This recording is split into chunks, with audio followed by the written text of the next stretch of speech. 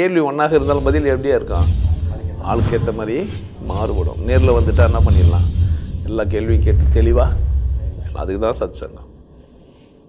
என்னுடைய நோக்கம் எல்லாம் மனிதர்கள் எல்லாம் மகிழ்ச்சியாக இருக்கணும், அவ்வளோதான்.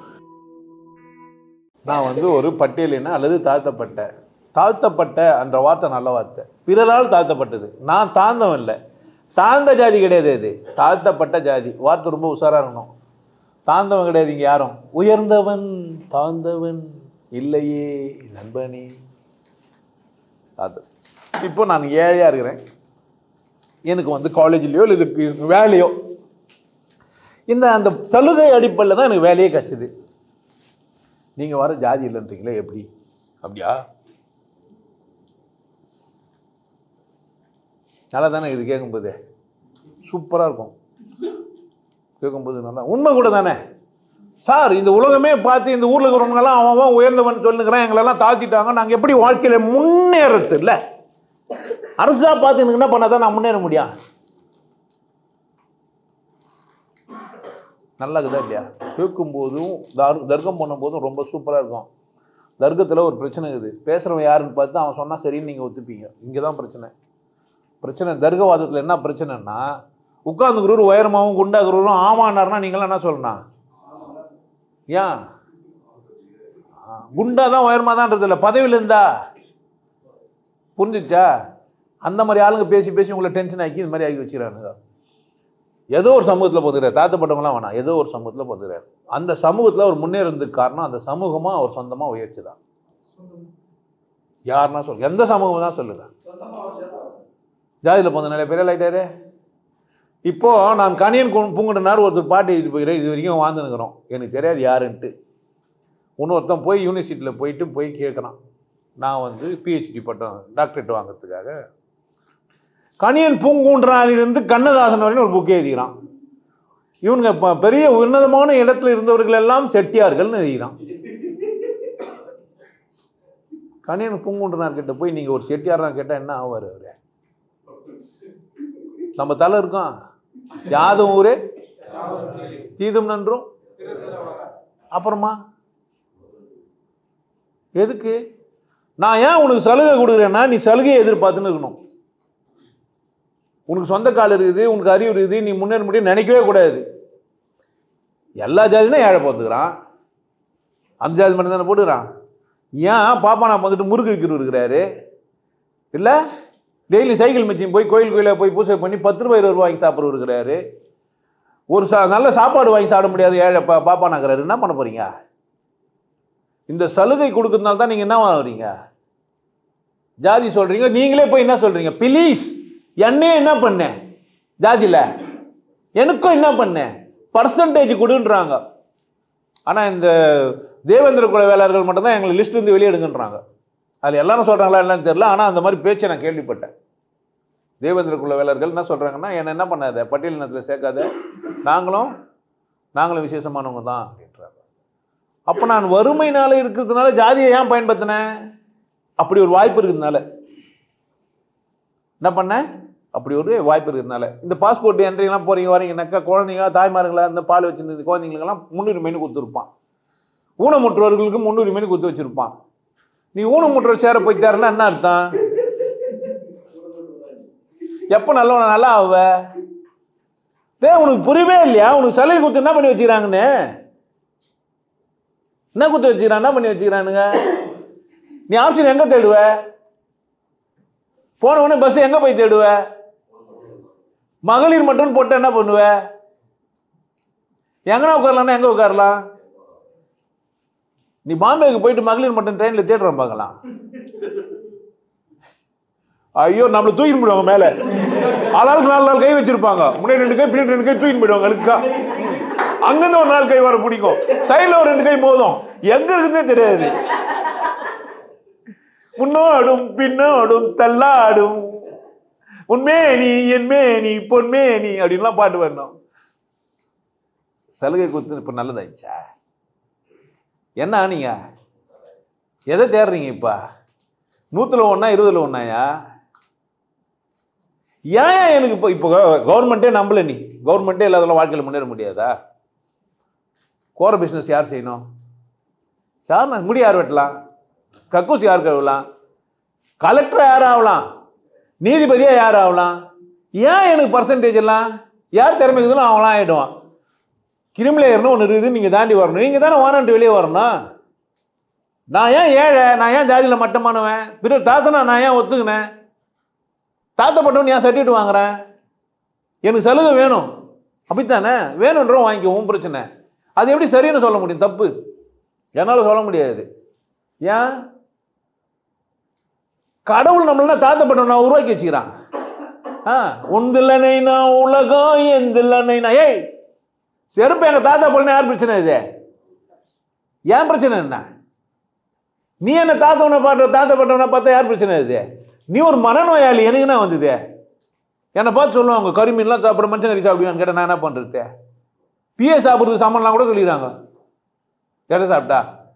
கறியை சாப்பிட்டா. அவன் தர்க்க வரதுக்காக என்ன சொல்லுவான்? என்ன வேணா சொல்லுவான், சரிக்குது எனக்கு உடம்பு என்ன மயிறு,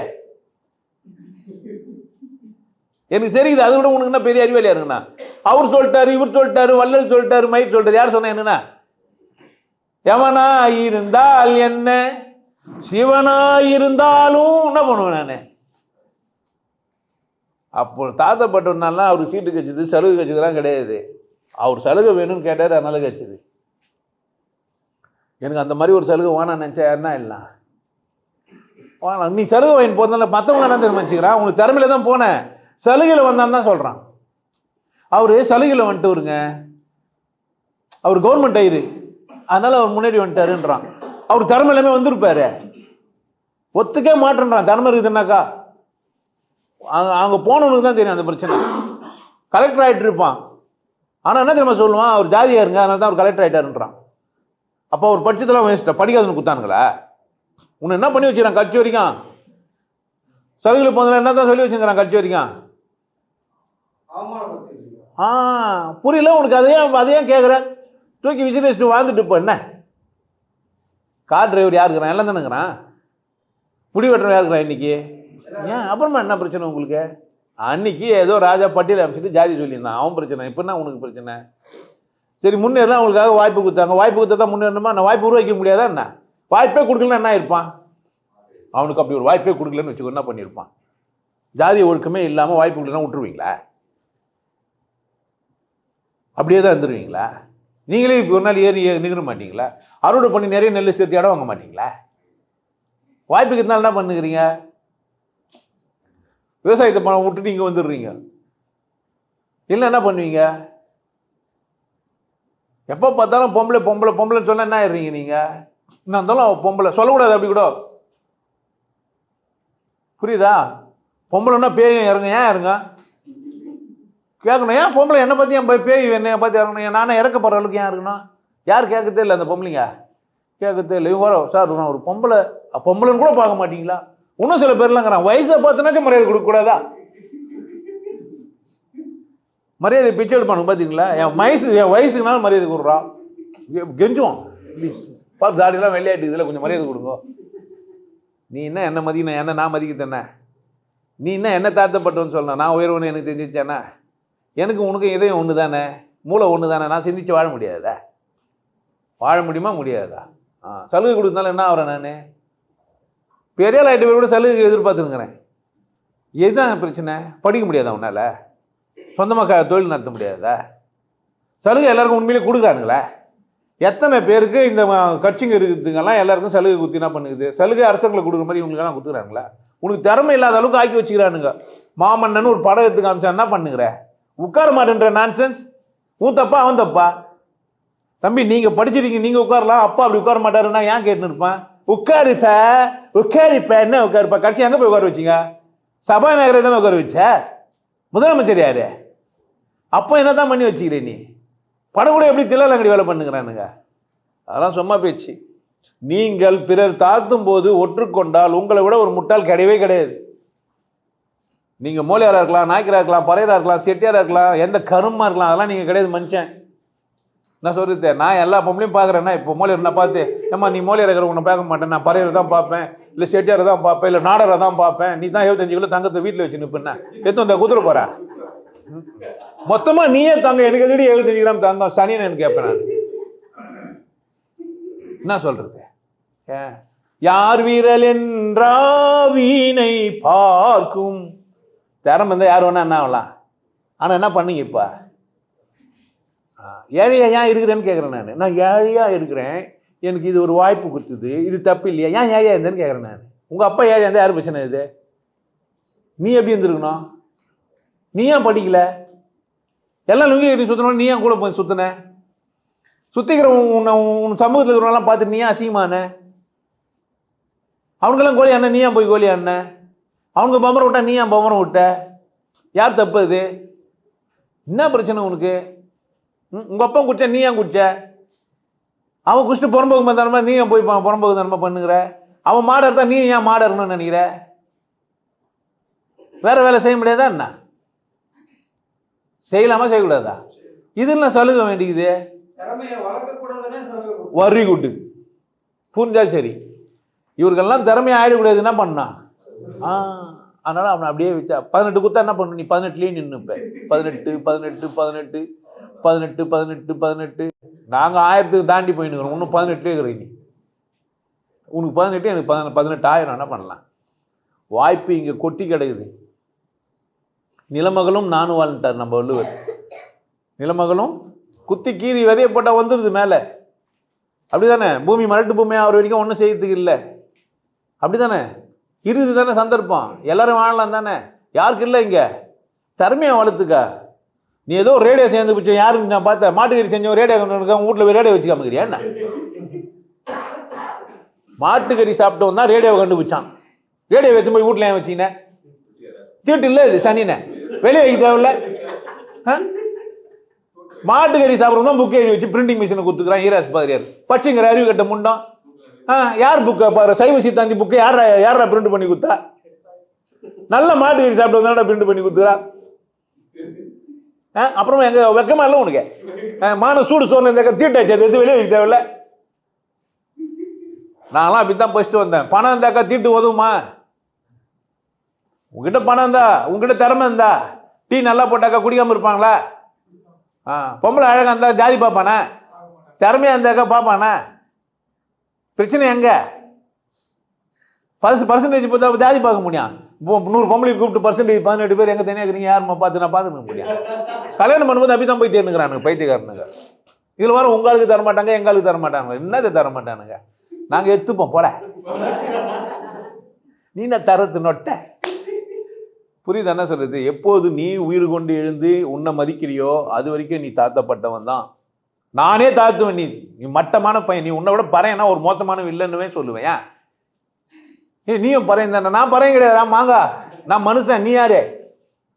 இதுவரை என்கிட்ட வந்து சொல்றது நம்மெல்லாம் எங்க? நான் மனுஷன், நீ வேற. நான் சந்து பொருளோட இருக்கிற, நீ எப்படிங்கிற?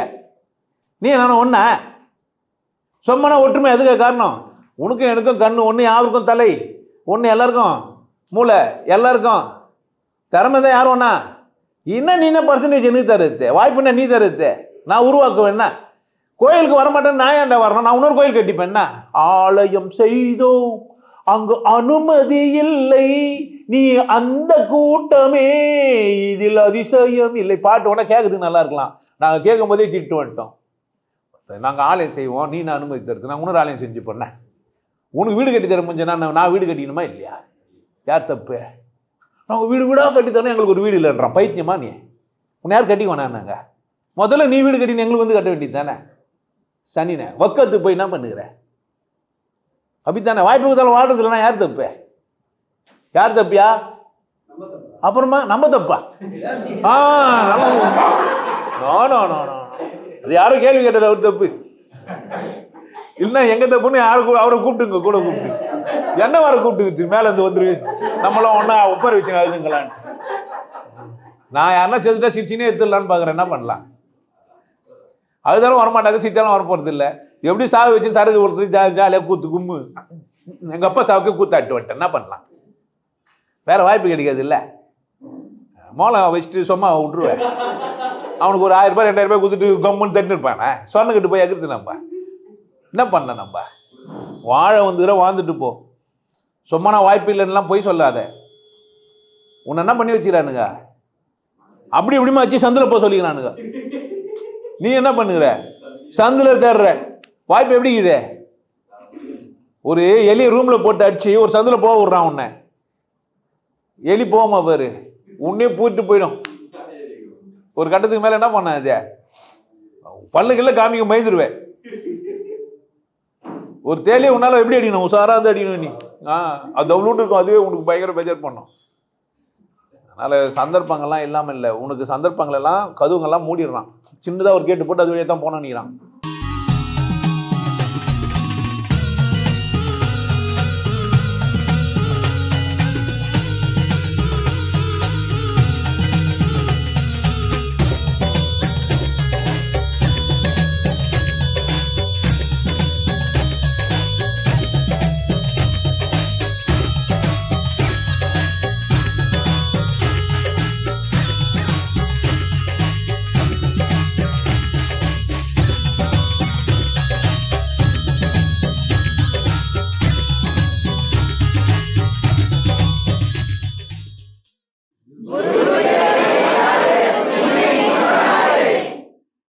நல்லா இருங்க, சிறப்பாக இருங்க, கொண்டாட்டமாக இருங்க.